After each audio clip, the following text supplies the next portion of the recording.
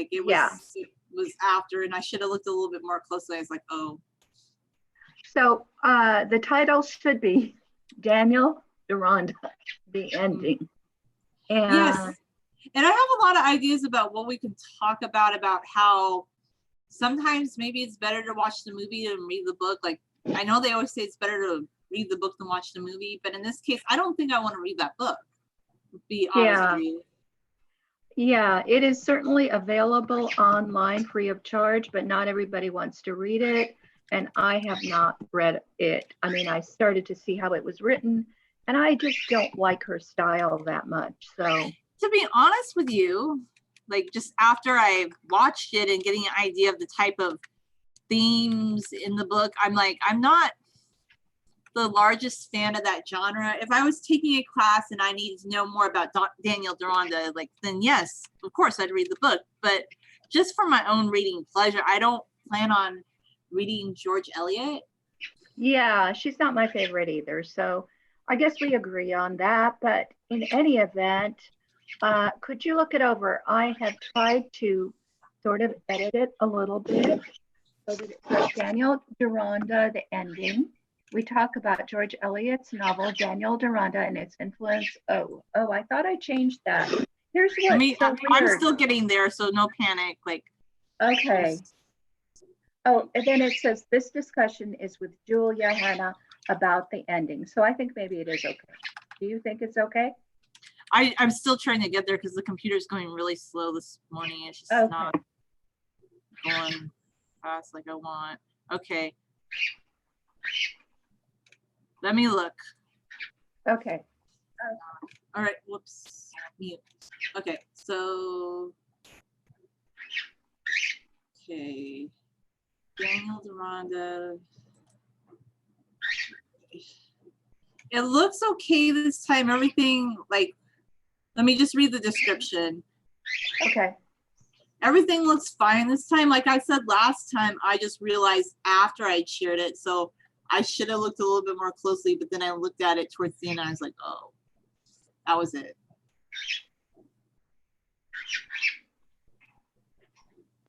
Okay, so I'm going to go ahead and share it now because I think at this point it's okay. I will share it and I'm going to tag you as well. I want it on my main page though, not on a page, not on a page I share manage. It's not behaving. Leave that.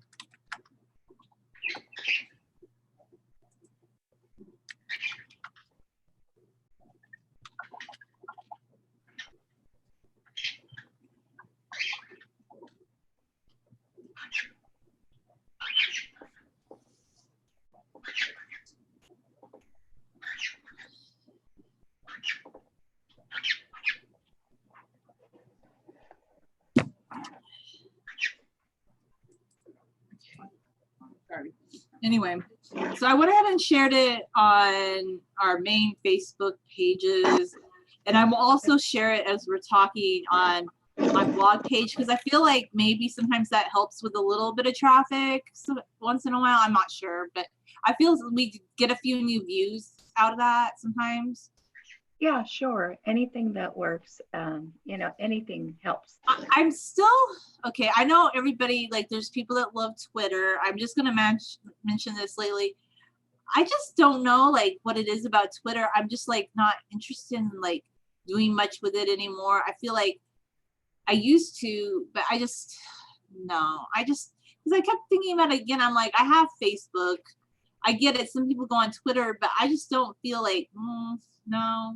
Like, I get it. I have things that will share to Twitter automatically when I do a blog post, but I don't foresee like being more active on Twitter ever. And I'm losing a lot of like followers on Twitter because of it. And it seems like a lot of like, there's this app that tells you who is actively following you.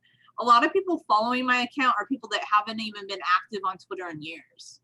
So I don't even really know who follows me there, to be honest with you. Well, I've got a few people who are following me there. I never had a large Twitter following. I'm not popular in that sense. Well, yeah, no, Yeah. I get it. But what I think I fell into was back in the days of Examiner, there were people that would follow each other, hoping you'd follow them back.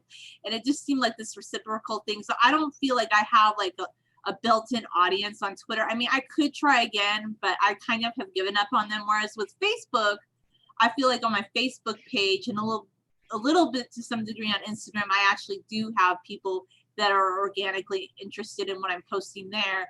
So I'm beginning to feel Twitter's a little obsolete for me at this moment. That's it. Yeah, I know about the reciprocal stuff. There used to be a singer that I would follow everything he did. And I was hoping that eventually he'd sing some of the Debt Collector songs. And but he was the kind of guy who could only sing a song that he'd already heard somebody else sing. He couldn't like read the sheet music and find his own way to sing it. So at one point, I did get a local singer to just sing it well enough so that he would know how the tune goes because he couldn't read the sheet music. And I sent it to him, and it turned out he really didn't want to sing the song. So I think at that point, our mutual following each other kind of collapsed. Yeah, no, it sounds like, well, you had a plan with that. I just Yeah. kind of go into this mutual reciprocal thing. I was writing on Examiner as a crafting examiner, and they used to have us, they had all these ideas for us. They were like, well, you guys should get together and your content managers would say, follow each other and do all this because it will help us get more views. But none of that thing, and now that website's not even around anymore. So anyway, I kind of just don't use Twitter as much since Examiner passed away. Yes. And that happens to a lot of corporations. One of the things, you know, all of us are told we should pay attention to large companies, but large companies go belly up a lot faster than human beings. Most of the human beings that I've known over my lifetime are still alive, but most of the corporations are not. No, definitely not. And that's another thing, I guess, that just kind of bothers me with Google. Like now when they want to recommend something that's self-mag, it almost like, okay, these magazines were kind of becoming more obsolete because people were following like beauty style bloggers, and now they're trying to give like search engine like preference to these entities, but their magazine forms, people just aren't really buying them anymore. So it's almost like Google was trying to give them that, because some of the articles that would come up, I would Google different things and that would be the top article, and it wasn't really that well written. I could find something better researched and more well written by an individual blogger who had researched the topic. Like for henna instance, you're not going to find anything on self-mag, and I'm getting off topic, but that's just my rant for the morning before we get started.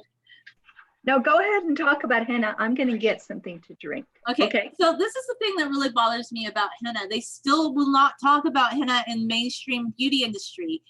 Mainstream beauty industry is lying to us. By the way, they keep saying henna is damaging the hair, but it's not. It's damaging when PPD is added to henna. But get this, dark hair dyes legally in the US are allowed to have PPD in them. So that's okay, but they banned the sale of henna with PPD. But why did they ban that when the regular hair dye is allowed to have PPD? PPD is very toxic to hair, and it can cause hair fall. And a lot of women are like talking on different hair dyeing websites that they're experiencing patchy hair or hair fall. And stylists keep saying people shouldn't use henna, but natural henna is actually fine and it strengthens your hair. But you won't find any articles about that on like a mainstream beauty website. And the hair industry is really against henna for some reason, unless you go to like a Middle Eastern salon where they know a little bit more, like, and they're more open, or like maybe an Indian salon. But even then, they're still gonna promote like. I just feel like henna is gonna have a breakthrough, and people are gonna begin to realize that henna is not toxic, but there's a lot of hatred for it and then suppression of henna. And I'm like, why? I don't know. Probably vested interest.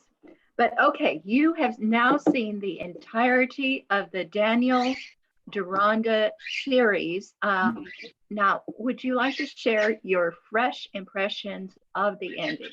Okay, so I was really wrong about Mrs. Glacier. I mean, I know she's bitter, yes, but I guess I should have watched the whole thing before I had these thoughts about her. Because you were absolutely correct. When I saw the third part, she wanted, her son was going to become the heir in the will. Like, he would be the one recognized. I just felt like it's not that she wanted romance. I just felt like when I first saw that, my first impression was she's bitter that he didn't marry her and he's going off after these other women. That was my first impression. But I know. Yeah, and I do have something to say about that. It's because we've been socialized to think that love is, that relationships are all just about love. And the moment that love dies, you should let it go. You should just let it go.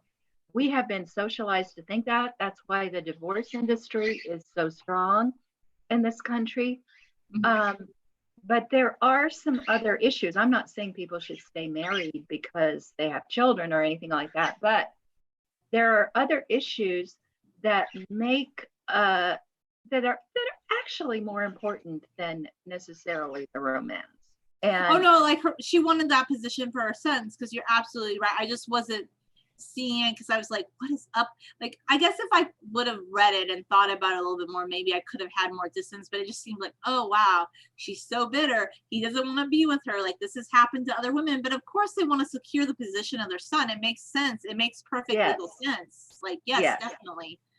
Okay, yeah, but I think that's why we've been conditioned to think there's no such thing as, our children are not going to inherit titles and it's not going to make any difference. So the moment that a woman, seems to be chasing after a man that does not want her, we call her a woman scorned and we don't look into the other details. There's more details. So Mrs. Glacier, I don't think she liked Daniel Deronda at all. She knew he was a sadist.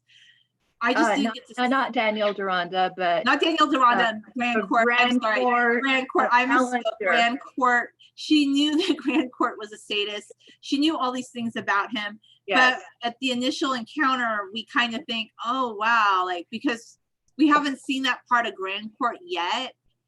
And we think like, okay, and the thing about Lush too, like, we kind of think, oh, he's like kind of despicable, but actually when you think about it, my impression of Lush has evolved. It's kind of like Lush was trying to warn her about Grand Court to some degree, and he's not the villain that he was made out to be in the beginning, if you really think about it. Yeah, he did say something quite interesting at one point, because he informed Grand Court that Gwendolyn did know about Mrs. Glacier, and he said to him, if she knows about this and she still wants to marry you, what kind of woman is that? Do you want to marry a woman like that?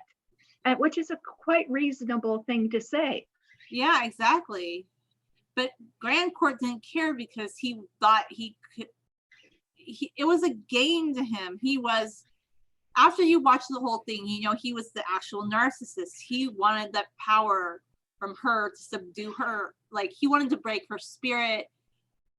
She was an object to him, so he didn't care.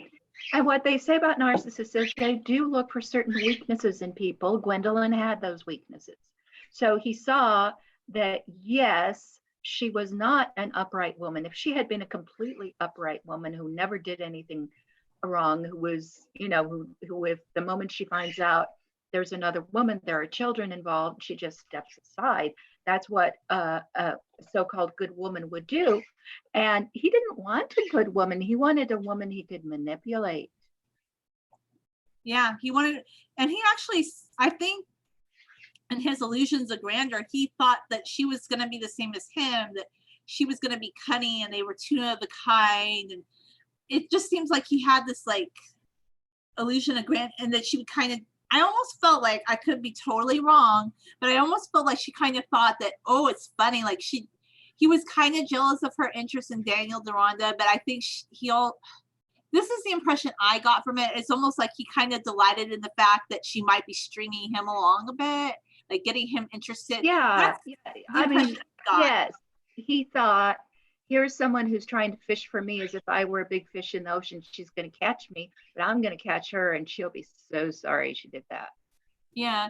And it seems like he liked the idea, like, I don't know, like he wasn't even bothered with her having multiple partners. Like he was okay with that because he was okay with it. I don't think he was upset about that. It almost seemed like he didn't want her to show it in public. That was what no, he actually didn't even mind that she showed it in public. He just wanted to chastise her. So he knew that she was going to meet with Daniel Deronda, and he kind of encouraged it. You know, she said, "Could you please leave so I can do something?" And he knew what it was that was up. So he went away for a while, and then he came back to show that he wasn't stupid, but not because he was with jealous, because he wasn't actually in love with her. So I have like this question about the narcissists. They seem to have less boundaries, and they kind of seem to be okay with these setups. Like, because I feel like, I'm not saying all narcissists, but it seems like that's kind of okay with them. Like, just nobody's feeling. I don't know. I'm just thinking about all this. It's interesting, but anyway. Yeah, they have fewer boundaries. They will say things to people. They're like, I know you, and I know what you're feeling right now, and it's kind of a way of teasing the person.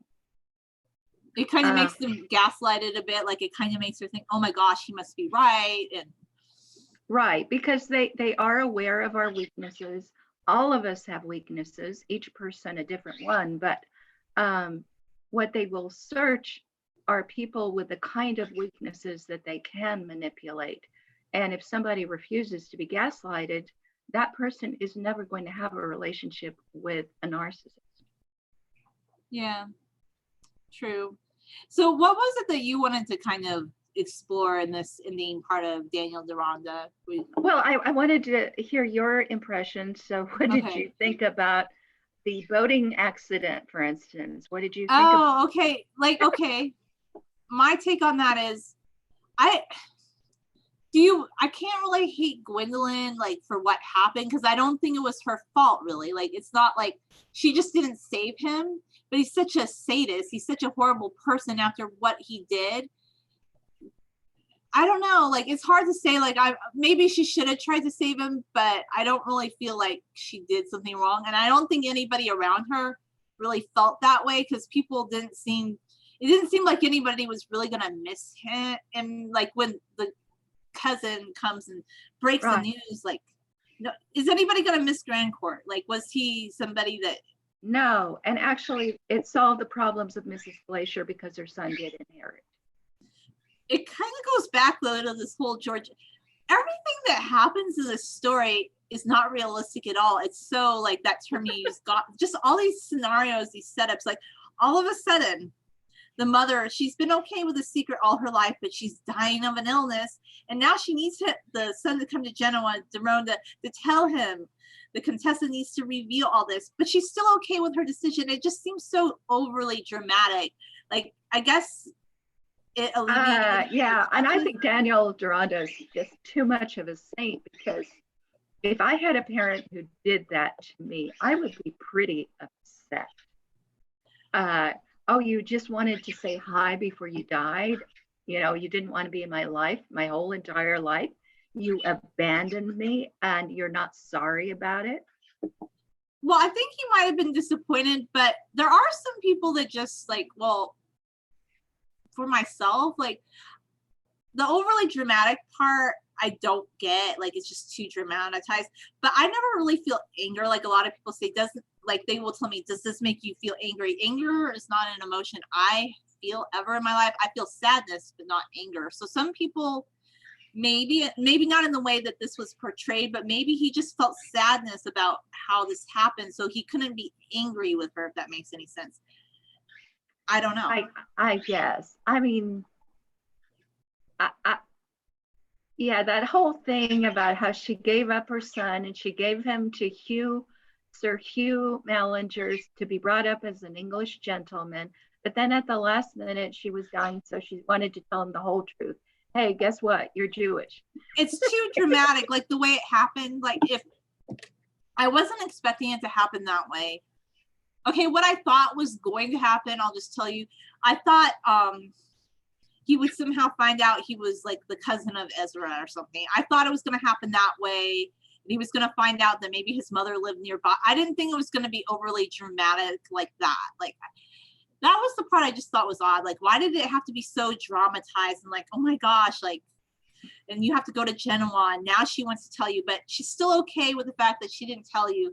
And she just happens to be a singer like the woman, Mariah, that you love or realize that you finally love at the end of the story. There's just too many. Yeah. Okay. This is realistic writing. It's melodrama. That's what, I mean, if I wrote something like that, I would be accused of melodrama. But when George Eliot writes that, it's seen as good literature, you know. Okay, so this is my question. Even today, like in critiques of her literature, people still consider this realistic. That's my question, because I'm not familiar with her work. Well, I mean, they say that she's part of the realistic school, but I don't think realism means what you and I would think realism means. Maybe we just have more realistic ideas about what realism is. I don't feel like she's not fantasy writer. She's not creating like this fantasy world, but I wouldn't say this is realism at all. No, it's not even naturalism. It just isn't. So this is basically a novel within the Gothic tradition of novels, and the little spiritual stuff about the Jewish quarter and all that, you know, and saving that one girl who happens to be just like his mother. Well, in some ways anyway, you know. Yeah, like the whole saving, like you need to save somebody. Look, I don't think you should be a complete narcissist, but it gets a little preachy, like towards the end. I kind of felt like, did I just watch a sermon?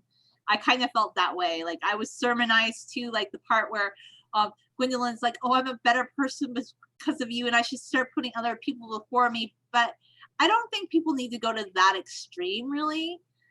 I think you can take care of yourself and then you're in a better place to help others. That's kind of the school of thought that I come from, but I don't know. Yeah, well, anyway, I guess the thing is she was now single and she wanted to marry Daniel Deronda, and he came back with the news he was, marrying Mariah.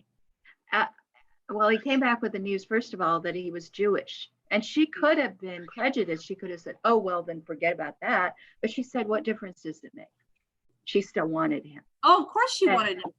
Of course she wanted him. Yeah. And then he told her that he was marrying Miss Lapidot instead. And I thought it was really nice the way that happened. Nobody got mad. Nobody said, oh, how dare you, or anything like that. So that was good.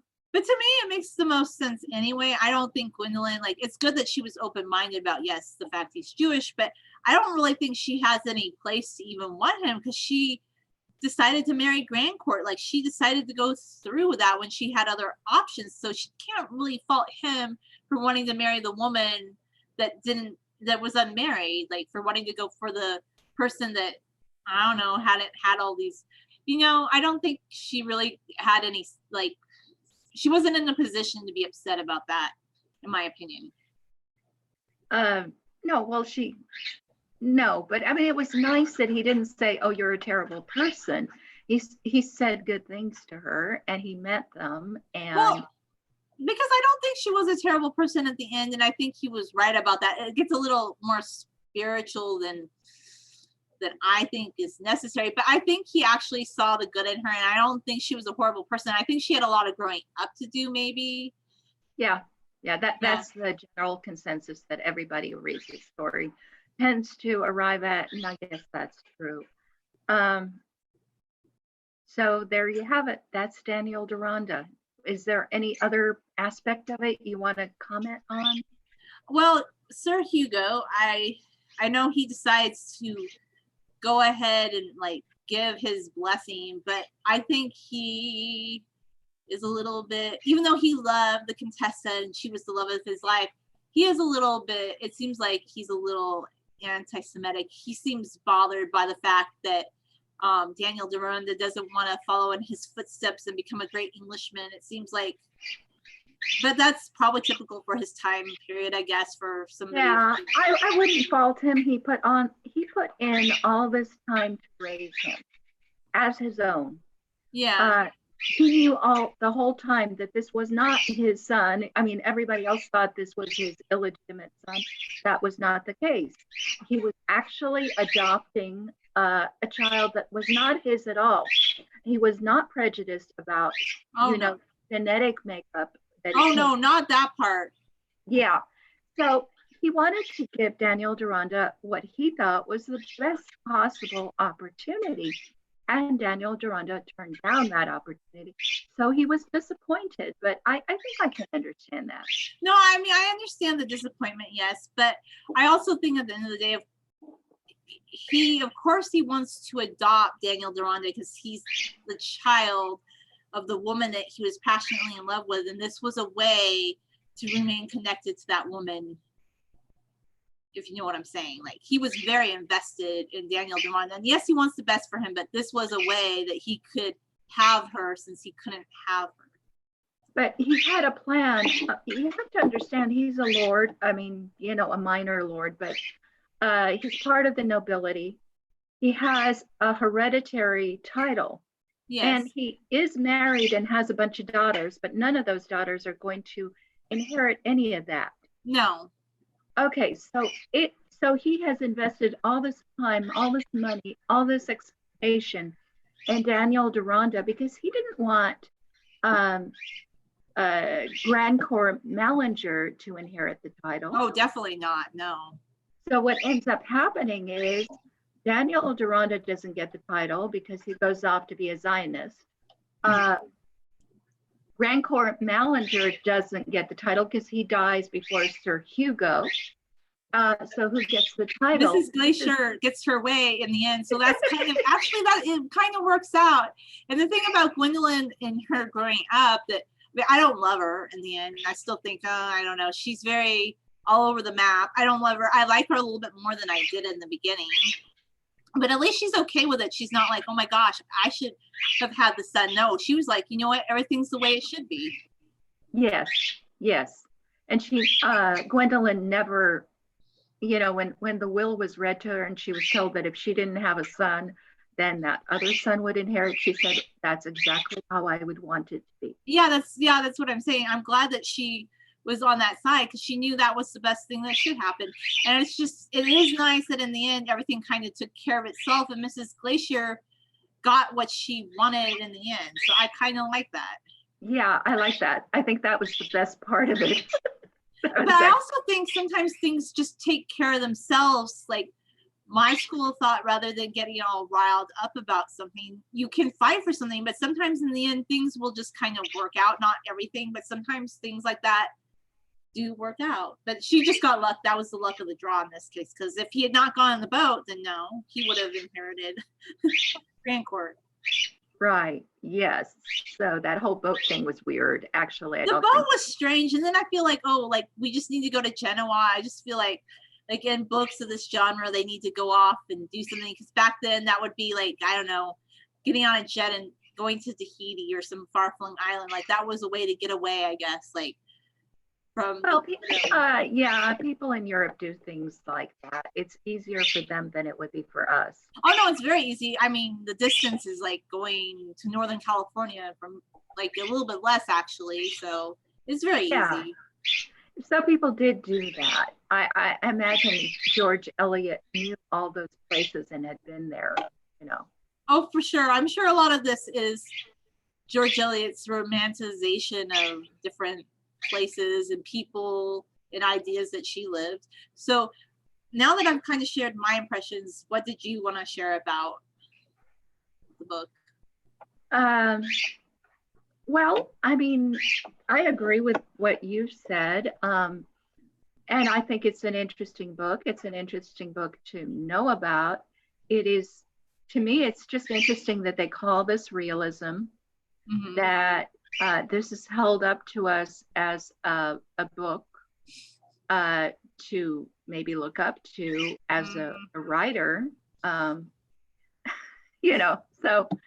that's kind of the place where I'm a little confused, I feel like a lot of these things are like built up on a pedestal because this would have been considered like, I don't know, all these type of writings like Frankenstein, the Brontes, at their time they were considered popular fiction, but now like literature professors can go back and say, like, not that these are a lot of, like, the Brontes are definitely good writing, but some of these stories were just popular fiction of their time, and now they can romanticize it and say this was something really deeper Well, there's than. nothing wrong with popular fiction. I'm not against popular Oh fiction. no, I'm not popular fiction, but what I'm just trying to convey is, okay, there could be somebody 100 years from now that says the whole Twilight series is like philosophically like deep, because actually Twilight isn't as bad as people think it is. Like, I don't love it, but if you read the whole series, like, she actually does explore a lot of the same types of themes, but she has like this fantasy, but she actually does explore, like, Stephanie Meyer isn't a completely horrible writer. She does know her literature, and in the future there will probably be professors that reference her writing the same way that they reference some of these writers. It could happen. Yeah, so as the writer and also as a publisher of other people's writings, I'm somewhat dismayed and bemused by some of this. And there's the issue of, are we all Gwendolyn's if we have, delusions of grandeur, in the sense that we think maybe we did something big, or that we have a big idea that we want to share with the world. I don't think there was anything grand about Gwendolyn, except for the fact that she was a lady of a social status where she could do certain things other people couldn't, but there was nothing like, there were no grand ideas that she exposed. No, she had no grand ideas. But sometimes if you do have grand ideas, then you are considered a crank or a crackpot. But maybe that's just because conventional society they're not open to someone who deviates from like the standard. Like Gwendolyn, like if she were alive today, she would be like, I don't know, an Instagram star that does this and that. But somebody that's a little bit more eclectic, that, I don't know, like does like kind of what we do, or like has their own press like you, like they're not gonna, it's not what most people are doing, so it's not easily understood, if that makes any sense. But it doesn't mean you can't share those ideas. A lot of it is marketing. Right. So I don't know if you have time, but I might like to discuss 3 ideas that I've been batting about, and I've written about them before, but I've been batting them about social media, and I've been getting the kind of "you're a crackpot" reply. But who are you getting these replies from? That's the question too. Are they from people that write books? Are they from people that read books? Like, I guess you have to think about, like, what is the source of these responses? So anyway, I'll let you share these before I respond. Okay, so one of them, remember, so we were talking about Mrs. Glacier, and the issue there really wasn't a romantic issue. It might have seemed like it was this woman chasing after that man. She was actually a mother, and she wanted something for her children. Well, recently on social media, somebody asked a hypothetical question. And I chose to answer it because it was something I've thought about and written about before. And it was, let's say there's a couple and they really love each other. One of them wants to become a parent and the other does not. So the question is, should the person who doesn't want to become a parent compromise and become a parent? Should the person who does want to become a parent compromise and give up on having a child? Or, and that's all they could think of. Should they break up and each of them go find a partner who wants to do exactly what they want to do? Or should one of them compromise, or should the other? And if they do compromise, should it be the one who wants kids who decides not to have them, or the one who doesn't want kids who decides to have them? And I have a completely different answer from all of those people. And my answer is the one who wants to have children, who has a vocation to be a parent, should become a parent. The one who does not want children, who has no vocation, should not become a parent, but no, they don't have to break up if they love each other. Yeah, I think you're right, because if it's a healthy relationship with two people that are secure, they have the financial means to be in a relationship, each person, then I think that's doable.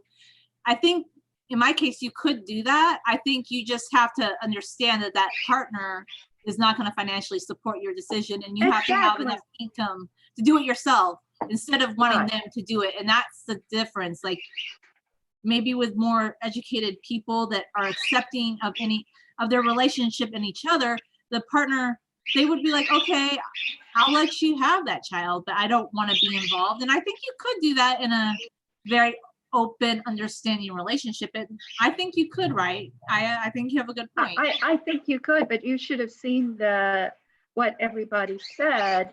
They said that's just weird. And when I explained to them that it's better that way, because if they ever do break up, the children already know who is their parent, and you don't have to go to court. You don't have to have a custody fight. And then they said, well, the children would be hurt that one of the parents didn't love them. And I said, no, the other person is not a parent. Yeah, they have their own arrangement. But here's the thing, we live in a very conventional society, and people don't understand the concept of maybe somebody who could have a robust relationship where each person has a separate checking account, which is actually kind of something I believe in. Like, you have your own means, you have your own lives, but you're together, if that makes sense. Does that make sense? Yeah. Like, I don't think people get that. Like, they think you have to have everything jointly, but I think that's where the problems start, is like, if you don't have your own income, your own money, like if you're too reliant, like, I hate to say it, like, you could be reliant on another person, but I think that's where a lot of people get into conflict. If each thing is separate, I don't think it's a problem. Like, if you have a big enough house and one person doesn't want to have a child, but they really love their partner, they should be able to say, yes, she should go and, I don't know, go to a bank and get a donor, or just if somebody wants to help her do that, they should be okay with it if they truly love each other. Right. I agree with that. And it could be the man who wants the child. It could be the woman. It doesn't matter. Yeah, no, it doesn't matter. Yeah, if they want to do that, like, how come we're all like accepting now of like some weird scenarios that really have no boundaries, that make no sense, like open relationship, but then in a healthy relationship, one person wants to have a child. Oh my gosh, no, because they can't think outside like a certain conventional mindset. Right. And so I also said to the people who said no, they should break up and find somebody who wants what they want exactly. I said, well, do you really think it will be great for the children, for their parents, to be in a relationship of convenience where they're not in love, and the only reason they formed that relationship is to have a baby? No, that's a bad idea too. And those type of relationships break up pretty quick, because like, I kind of knew somebody whose parents forced him to marry this woman that, okay, she was going to have his child, and they forced him to get married and he didn't want to. And then what happened was they were married, but I don't think they were very happy. So she kind of started seeing other people outside of the marriage. And then they found out, because his mom thought it was okay to go like read her diary or something one night when she was at work, and that's how they found out. So she felt very violated, so she divorced him. But it didn't work out for a reason, because like the parents had forced them to get married, but I don't think they ever would have been married if they had not been forced to be married. Yeah, and there's the opposite situation where somebody has a child, and then they meet the love of their life, and the love of their life loves them despite the fact that they already have this child. So if you can do that after the fact, why can't you just be honest about it and do it before you have the child? You know, say, yes, we'll be in the relationship, and yes, the child will not be mine. You know? I think it would work. Like, if people are open-minded and they have a good relationship and they don't believe that everything has to be a joint effort and we have to share everything together, then yes, they could. But it's like the people that, okay, it's like the same people that think that, oh my gosh, my wife needs to watch sports because I like sports, I can't do my own thing, or I can't have my own hobby. Yeah, my way of thinking of it, let's say one of the marriage partners wants to be an architect and the other is not interested in architecture. Should they break up over that? Or can they maybe continue to love each other and each one does what he or she wants to do? You know, I'm sure there's people that have a relationship like what you're talking about, Aya, and they would probably laugh when somebody said that's not possible. I'm sure there's people out there that have made that work. Like, you know what I'm saying? Yeah. But I think the people who say things like, oh, just they should break up and find somebody else, you know, so when I said the thing about a relationship of convenience, they said, oh, that's not realistic. The relationship will not be just of convenience. Nobody does that. So I think their view of love is just basically oxytocin. Once you get into a relationship, of course, you're going to love the person that you're with, so it won't be fake. But really, in that case, all of their love is fake because it's all based on the relationship. And if they weren't already in a relationship, they wouldn't be in love. You know? Yeah, I see what you're saying. Like, and it's disingenuous, it's not genuine. And then at the end of the day, I think, wouldn't they be better to try and just have that compromise where the person who wants the child does have the child and the other person doesn't have to be involved?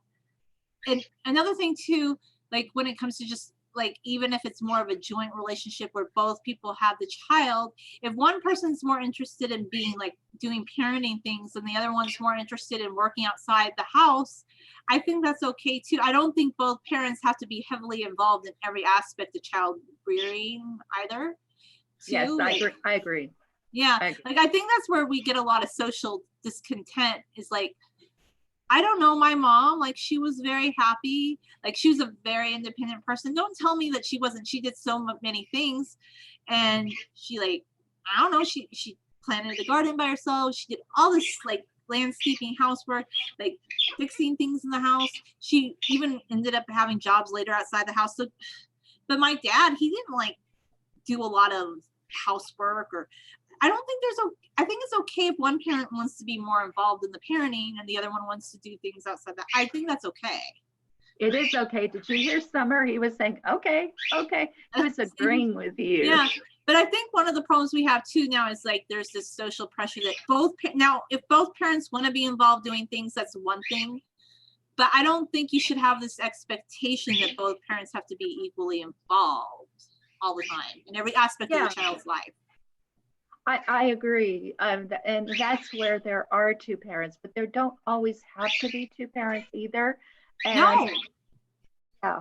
And that doesn't mean that the couple can't live together. They don't have to split up because of that, though. Maybe they could live in the same house. Like, you know, there are ways to do it. Or you could just be a single person and you decide to have a child on your own. That's fine too. There's many ways to do it. Like, it doesn't have to be the way that everybody thinks it's like, I don't know. It just seems like in 2020, we're supposedly so evolved and so sophisticated and we're so open-minded about everything. But like, it seems like there's like always this ever-changing defined rule of what a family should look like. And this family is better and that would work better. But I don't agree with any of that. Okay. So that was one of three issues. Issue number two, you know that I don't think corporations should have limited liability. Yeah. And it was on a libertarian page of Nicholas Sarwark, and he was making some kind of weird allusion to the Trump presidency, and he said, if you short a stock, then, well, he said, if you buy a stock and then the value of the stock goes down, then all you have to lose is whatever you invested in it. But it could go up and it could go up an infinite amount. So you shouldn't, on the other hand, if you short the stock, then your losses are almost infinite because you're promising to sell a stock to somebody else in the future, a stock that you don't have. Mm-hmm. And if the value of the stock rises, then you could lose an infinite amount of money. Okay, so I was listening to that, had no idea what this had to do with Trump. It was supposed to be like a metaphor, okay? Okay. But I was just listening to the superficial thing that he was saying about stock, Mm-hmm. not to do with the politics. And I just said, you know what? I don't think that you should be able to buy stock and make a killing in the stock market and not be liable for the torts of the corporation. So if the corporation does something bad, I think you should be jointly and severally liable. You should have your neck on the line. You should have skin in the game. And that's the only way in which we can control what corporations do. Yeah, definitely. There's some sort of liability. So you can't just like be like, oh, my product was faulty, but hey, I can walk away and start another business. Like, because right now that's kind of what's happening all the time, right? Right. Well, so there were all these people that are obviously playing the stock market, and they said, well, I invest in a mutual fund, and if the mutual fund buys a bunch of stock on my behalf, I don't want to be liable for that. Well, yeah, but this is exactly my point. This is not okay. It is No, it's not not. okay for them to be able to get all this money, and the people who give them the money have no liability for what they do with the money. So they never supervise the CEO, the board of directors, and the people who run the company. And then you get the whole too big to fail thing, and we're bailing out car, and it's a mess, isn't it? It's a mess. So I don't know why so many libertarians don't get what I said, but a lot of them were just laughing at me and saying, well, that's ridiculous. You must be, what was it? You must be trolling us. That's what they said. Oh, come on. That's ridiculous. Like, I thought the way you explained it made more sense to me, that you want companies that have skin in the game. And I think Nassim Taleb would, I mean, what would be his take on all this? I think he would agree, but it's not really just the companies are not real. It's the people It's who the people invest behind the company. But then this is the thing that bothers me, is that they can make these too big to fail companies. If it fails, like they're not held liable at all. And then a few years later, they can come back and they start something else and they're not held. Like, well, here's another example, like Hub Pages. We all invested our time and energy in it, but those people that created the company, they weren't held liable for when it collapsed. They just sold it to Maven, and they're fine. They went on to do whatever they wanted to do. Yeah, well, I mean, it didn't necessarily collapse exactly, but I'm talking about situations where there might be third parties who have no contractual relationship with the company. Like you're walking down the street and a Domino's car is speeding to get the pizza there on time, and it runs you over. Now, of course, the driver is responsible, but not only should the driver be responsible, the company that told them what to do should also be responsible, because they were paying him extra to get it there on time, and he would have a penalty if he didn't get it there on time. Mm-hmm. So he was reckless because of that. So the company should be responsible, but not only should the company be responsible, the stockholders should be responsible, because the stockholders are the ones who tell the board of directors what to do. And that makes sense. Yeah, no, yeah, if they're promoting policies that put people at risk, rather than pass more traffic laws that tell people not to speed, because we know people are going to speed anyway, they should be held liable in that case.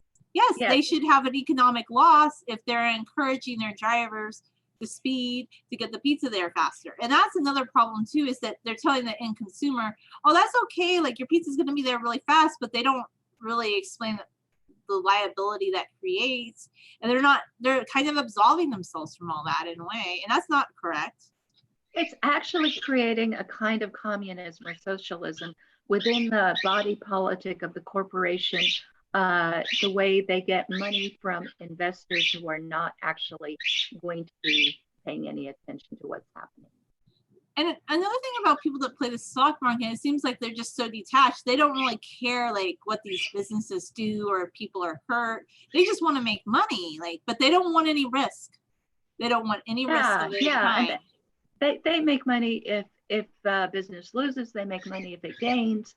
They have hedging policies. It's all very abstract, and has nothing to do with the real world. So I wish I knew a little bit more about the market, but it seems like Nassim Taleb had some critical things to say about some of this, right? yes, he does. And I definitely recommend reading his material. Okay, I want to go now to the third issue that I just want to. The third issue is how we elect a vice president. Mm-hmm. And kind of, mentioned here, election of 1800. But within the Libertarian Party, I am campaigning for a bylaws change. And I want for there to be just one vote on both the VP and the president, in the nomination process of the Libertarian Party. And whoever gets second place for VP, second place for president, I think should automatically become the VP. And nobody agrees with that because they say that the presidential nominee should get to choose his running mate. And I don't see why they should. I don't think that's how the Constitution of the United States was originally designed. And why did it change, would you say? Because of the politics of that era, like the 1800 election? They didn't want to have parties. Mm-hmm. They did not want to have parties. So, but of course, there always are factions. Well, yeah, of course, there's always parties for sure. Right, but they didn't want to give authority to those parties, Mm-hmm. So this would be a way to keep the dirty politics down in terms of winner takes all. Yeah, and it would force a compromise as well, that the person who won the majority vote doesn't just get to do whatever they want. They would have a VP that would kind of hold them in check to some degree, because that would be the second highest person on the right. Exactly. So, we're being lectured by the chair of the Libertarian Party to only talk about the good points of our candidate and not to slander the other candidate, not talk about what's wrong with them. And the reason he says that is because what if the other one wins and you've already said so many terrible things about them and you can't work with them? But I'm talking about a mechanism that would make us think twice before we slandered the other candidate, because maybe we're going to have to work with the other candidate. Exactly. And maybe sometimes we shouldn't get so carried away with like talking about what they did in their personal life. Oh, like they dressed him in this costume, like things that are extraneous that have nothing to do with their policies. Exactly. Right. Right. So I feel as if everybody's talking now both, they say we want it to be like this, but then they don't really want it to be like this. Because if you give them a solution which would fix the problem, they're not happy with it. Because it's too scary, because maybe they want to remain more conventional, like current conventional than they say. Well, yeah. Well, some of them went back and answered me and said, well, you should do ranked choice. But ranked choice really doesn't work, does it? I mean, you've had that experience. Yeah. No, like the top two contests, like, what do you think about that in California, where they say now it's just the top two people in the primary, and then at the election, those are the top two that we're voting for? It has nothing to do with parties, just the top two. Yeah, but it's just gonna end up being the Democrats and the Republicans. It is. Sometimes it's two Republicans against each other in my district, because California is a very liberal state, but San Bernardino County, up until I would say like more recent elections, tended to be more Republican. So did the Orange County, but it'd be like LA that counterbalanced us. Like, it's interesting. Like, people don't know these intricacies, but it used to be very Republican. So sometimes you'd have two Republicans. Sometimes you'd have two Democrats. Sometimes it would be one of each. Okay, but here's the thing. Here's what I don't like about ranked choice. Yeah. That first of all, you have like this one race, and then the top two people have to come back, and then only one of them wins. Yeah. Okay, so basically, whoever has a majority to begin with is going to have a majority in the end, too. Yeah, usually that's the way it happens. Yeah, so, and that's kind of, in the Libertarian Party, we do select the vice president nominee in a different vote, but whoever had a majority for the presidential nominee will get to select the vice presidential nominee.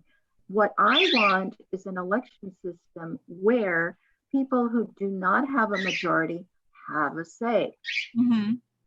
And that's why I think it should be just drop one election, just have one election, not have a beauty contest where the second runner up Yeah. and the beauty contest winner then have to compete with each other, because That's kind of what it becomes. And that's another thing about our primary system. It's so heated, it's so confusing. Maybe if we just had the one election and then you had president, second highest one was vice president, that would solve the problem, right? Right, because you know the second place person in a beauty contest, if we find out there's something wrong with the first place winner, gets to take over. So yeah, there that's we go. what it's supposed to be for. I love this equation. Presidential and state legislator, it is kind of like a beauty like the way they act. That's a great analogy. It's a popularity contest. It's not about who's a better person. No, because we never talk about policy, or we just talk about two different issues that don't really impact people at all. It's just like it's almost like a beauty contest where they have like the world peace talk or the other talk about, it's kind of the same thing, really. Right. So here it is. I am this crank. I gave you 3 of my unpopular opinions here. I'm not going to share any more unpopular opinions. 3 are enough. But see, to me, I don't really understand like why people were so upset that you didn't, like, you presented an idea that was outside of how they thought about it. Why didn't they just say, oh, I never thought about it that way before, and maybe that's possible? Like, yeah, but a lot of people think nobody would ever think that.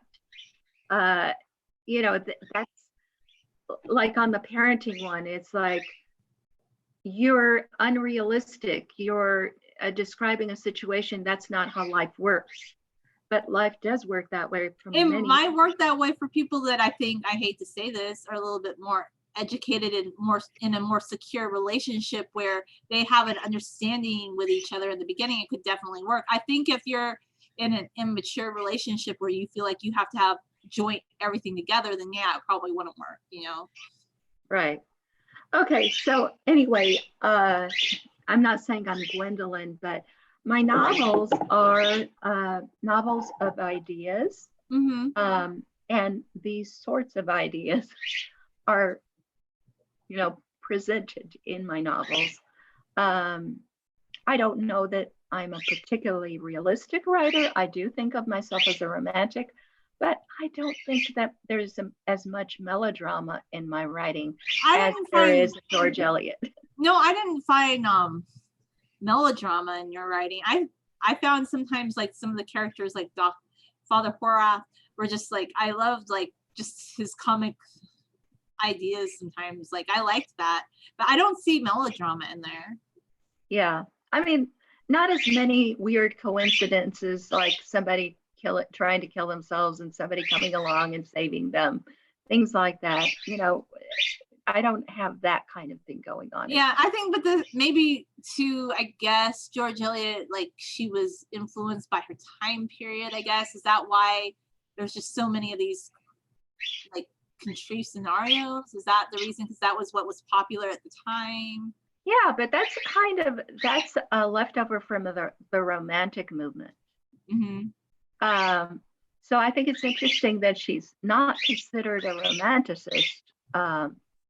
But what is she really? Because she's extremely sentimental.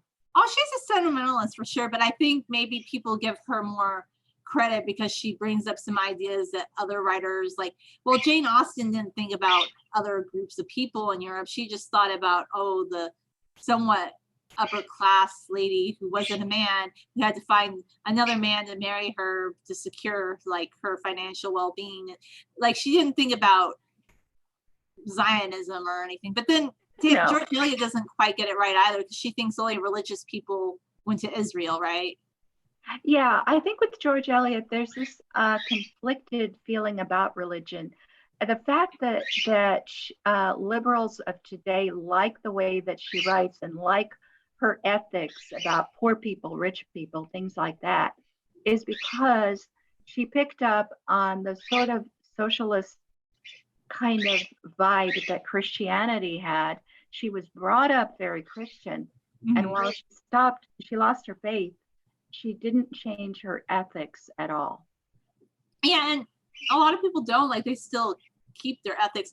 I guess one thing I would say that I like about George Eliot over Charles Dickens, because in Oliver Twist there are these portrayals of people that were Jewish in a very deplorable light, whereas I think George Eliot, she's much more like, she doesn't have that prejudice, so maybe that's why people think that she's but I mean, in Charles, if you're talking about Oliver Twist, those were thieves, it was about thieving, right? Yeah, but just the fact that those villains had to be people of a certain, and not just like an average. They weren't all. I mean, well, not all, but I've just heard the criticism of Charles Dickens. Yeah. He definitely was anti-Semitic, but Fagin, I mean, that's what you're talking about, right? Fagin. Yeah, Fagin, yes.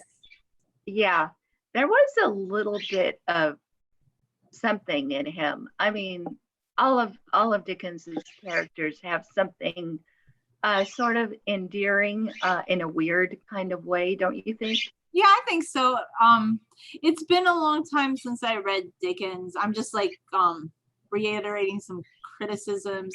I read it in high school, actually, so it's been years. Like, I'm just trying to remember back to things I remember from the story and some criticism I've heard. I think one thing about Dickens is he was a caricaturist. That's right. In a way, when I draw, I'm a caricaturist, even when I'm trying to be realistic. When I'm trying to get the character of a person, I can't get it quite right. So I caricature certain features more than others. I think when Dickens was writing, he was caricaturing the characters, and that makes the funny ones really funny. Yeah, no, I mean, there are some merits to his writing. I think the problem with novels like Oliver Twist, though, they were never intended to just be a novel that you sat down and read in 2 days. It was a serial that appeared in the paper between 1934 and 1938. But now it's studied in literature classes, like you read this all at once, and it's supposed to be this cohesive novel, but it doesn't have a cohesion to it, really. It's just a whole bunch of serials put together in one volume. Right. I think you meant 1834 rather than. I meant 1834 to 1838. Yeah.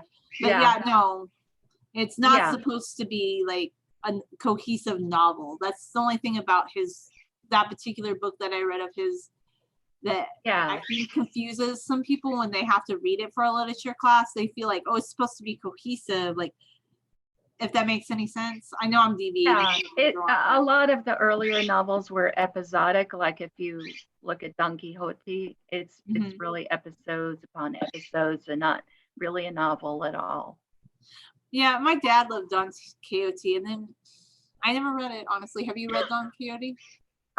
It was read to me in a Hebrew translation a long time ago when I was a girl. Okay. I was just wondering if you had thoughts about that one, because I've read certain classics, but I haven't felt compelled to read all the classics, to be quite frank with you. And my final take on Daniel Deronda is I think I would prefer watching it than going back to read a George Eliot novel. I think I would get mad at George Eliot. The truth is, I guess I personally don't like her because she sounds like such a liberal.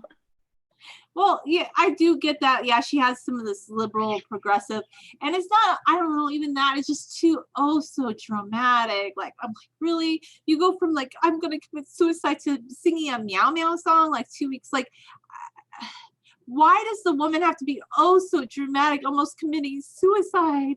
Oh my gosh, it's just too much. Yeah, I'm not saying that suicide never happens. Of course it does, but I don't think this is a realistic. I don't think that character, because look, later on, I was kind of thinking about it. She's supposed to have this really strong spirit, and like Daniel says, like she has accepted hardships in her life. Like, why would a character like that have tried to commit suicide? It just seems kind of incongruent, that storyline. Well, we would have needed to know a lot more about her for that to make sense to us. I just think that the book would have been better without that scenario. Like, if he could have met her in a different way, did it have to be her almost, like, could she have just almost accidentally fallen out of the boat as opposed to like trying to, you know what I'm saying? That's my criticism of it. Doesn't fit her character at all. Right. It's what I would call melodramatic unnecessarily so. Yeah, and that's not realistic. Like, things like this is just too comical, really, in a way. Yeah. And I guess there weren't too many comical moments. I guess that's one thing with Dickens. You do have, you get a laugh here and a laugh there. Mm-hmm. So even if things are really grim for your hero, there's some other stuff going on. I don't know that there was anything that comical going on in. Not really. This was very dramatic, overly dramatic, not congruent with like what the characters seem to be. I just don't think anybody in that novel seemed like somebody that would be trying to commit suicide. Not Mariah. She's a very strong person. I just think that was incongruent for her. Even Gwendolyn, she's a very strong person. I just can't think of anybody in that novel where it would have made sense that they were trying to commit suicide. That's a very odd. I can't get past that, I guess. Right. Yeah. Well, I just kind of let that go, but yeah, I agree with you. I get kind of caught up on details like that, so that's my problem. Yeah. No, I didn't think that made any sense. I thought it was a little bit weird, and then I just moved on. But yeah. No, yeah, we have to move on for sure. So, were there any thoughts that you had about Daniel Deronda and how else that we haven't discussed yet? Well, obviously we don't know what happens when they get to Palestine, and it would have been interesting to have another novel describing how they actually are Zionists. Or maybe this is what you could do if you wanted to. Yeah. You could be one of these novelists who like makes conjectures about what happens to the characters when they do reach Palestine. No, or maybe somebody else can do that. Like if somebody I'll leave that to somebody else. I've already written my novels. I know. I'm almost at the age at which George Eliot died. So. But I mean, some people live longer. We don't know like the reasons. Like, did George Eliot die of natural causes or? Yeah, she did. She did.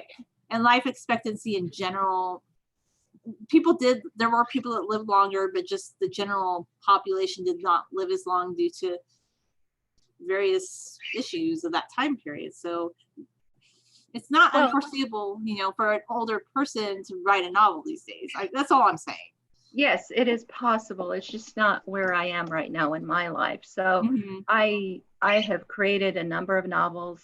I want to see people reading them and thinking mm-hmm. about them and discussing the ideas in them. And it's not that I've never written fan fiction, but I do not feel compelled. Oh no, I was just kind of joking about that. That was more like a joke. But I guess what I could say about one of your novels, one of those 3 issues that you just discussed right now, do you feel like there's a certain book that you've written that kind of covers those issues a little bit? Well, if you want to know more about being a single mother by choice, then you could read Our Lady of Kaifeng, which comes in 2 parts. Mm-hmm.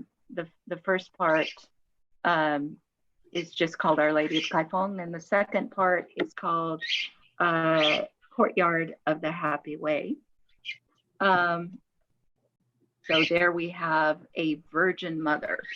And if you are interested in corporations, I actually don't have a printed copy of The Few Who Count, but you should read my first novel, The Few Who Count, and it's available in a Kindle edition.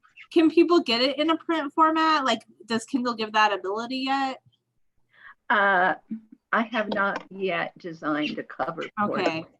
I understand. I do think though with that one it would be interesting because I read the electronic format. I think my political viewpoints were a bit different back when I read it. Like I wasn't really ready to like be more accepting of some of the concepts in the book, but it has a lot of interesting discussions about limited liability that I've come to see that have really good points like as time has gone on.